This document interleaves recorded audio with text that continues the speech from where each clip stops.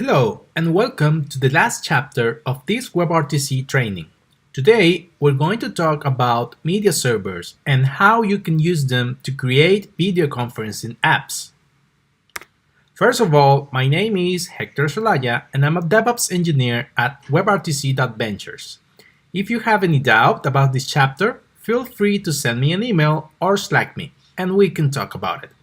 My webpage is www.hectorsolaya.dev. The agenda for this chapter is to discuss how media servers fit into the WebRTC picture and what are their benefits over peer-to-peer. We're also going to give a quick glance at some of the available options. And finally, we're going to build our own multi-party video conferencing application using the Currento media server. Okay, so when you're ready, move to the next lesson.